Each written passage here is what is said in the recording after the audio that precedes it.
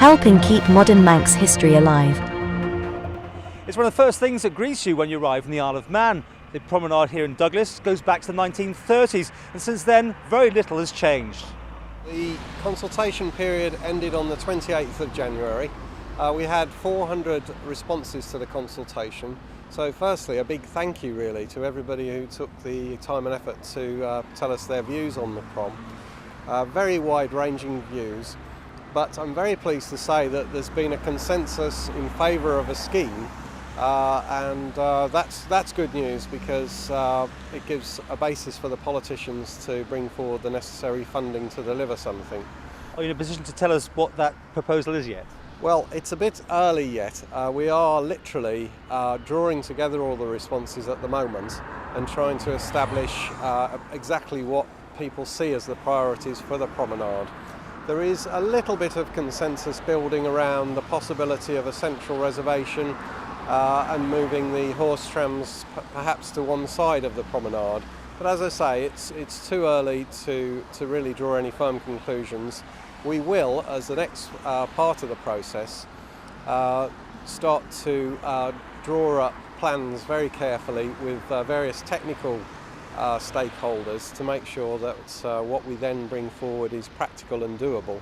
And obviously we'll be taking our steer as well from the departmental politicians and the Comin and the like. Yeah. And that is really the point, is you can only do what you're told to do, I suppose. At the end of the day, it's a political thing, because the horse trams, I'm sure you gather, is going to be a major hot potato for a lot of people. Yes, it is. The department and the minister, I can tell you, we're all a bit perplexed at the sort of the press saying that we're going to scrap the horse trams. Okay, well, let's get. Aren't you then? Well, there's no intention to scrap the horse trams. We merely tabled a series of options that people could consider, and the consensus back from that consultation is that people would like to see the horse trams remain in one form or another. We have had diametrically opposed views on some subjects. For example, some people would like to see no parking whatsoever to protect the sea views and the like, and others would like to see a dramatic expansion of the parking. So it's going to be a bit of a wisdom of Solomon feat to actually decide what is in the long-term best interests of the island in using this important strategic route. Let's get back to the physicality, because that's what you know about. I mean, you've seen the condition of this promenade now, and it hasn't basically been altered for a long time. What condition is it in? Well, it's in a pretty ropey condition. I think everybody can see that for themselves. And essentially it's concrete slabs with a black overlay. The black overlay is actually Trinidad Lake asphalt, which is the best quality asphalt money can buy. It was put down in the 1930s, but the slabs act as vibrating plates, and underneath the slabs the material there has started to settle differentially. So the slabs are going up and down. Also, with that type of construction, there's movement between the slabs, temperature movement and moisture movement, and that causes reflective cracking to go up through the black material that's overlaying the slabs. And so we've got cracking all over the place. We've got cracking that's been patched and has cracked again and again. We've got settlement of the slabs, so it's a bit of a switchback ride down there now. We've got particular stressing in areas where the buses pull up and depart from. So the overall feel of the place is a little bit shabby, perhaps a little bit seedy, some people have said. And really, for one of the island's capital and one of the primary locations on the island, we feel that something now really must be done. And we're hopeful now in moving something forward. Yeah, some people say it looks more like Beirut when they come off the boat and first trip, and the first impressions are important, aren't they? Yes, indeed, yeah.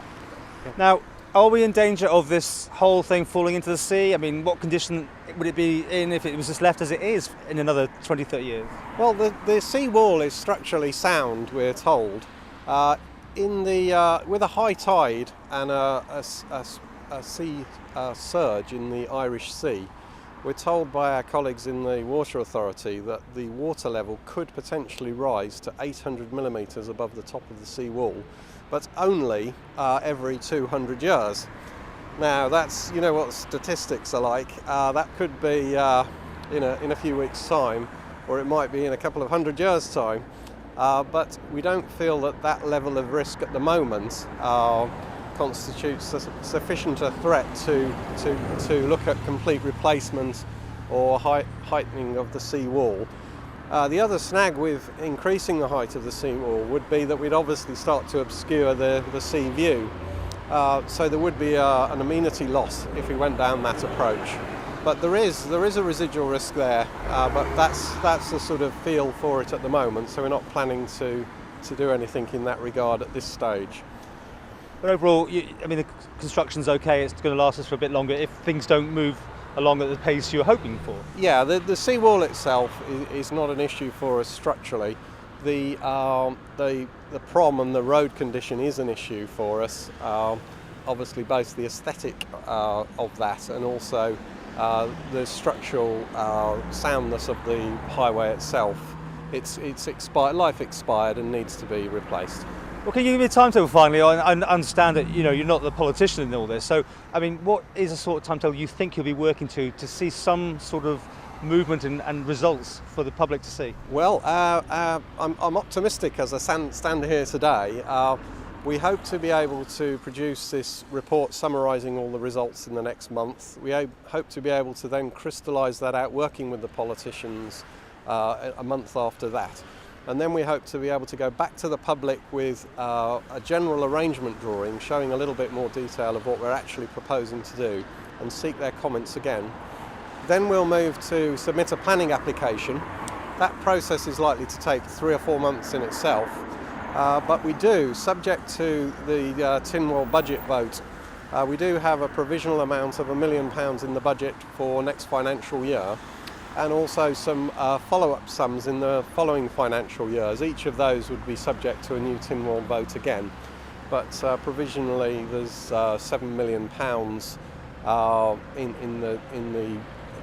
in the papers to bring this forward. So we may be able to make a start on this in the autumn of this year, and that start would be to do a first phase. That's likely to be from the sea terminal, perhaps down as far as Regent Street, and then continuing phases would take it up from there. Will that see a complete closure at times of the promenade and major disruption? Well, there will be some disruption. I think I'd be lying if I said there wouldn't be any disruption, but because it's wide, that gives us the potential to keep traffic flowing to a degree, whilst still perhaps working on the other half of the prom. So it may be possible to do it in 2 halves and keep the traffic flowing somewhat, but I'd be lying if I said it will all be sweetness and light, because there will be clearly disruption whilst we're doing the works. And £7 million, that'll do it, will it? The amount we need will depend on the final layouts and choices, in particular in regard to relocating the trams and the like. To do a basic job from the sea terminal right the way down to the MER at the other end of the prom, we're looking at about £10 million.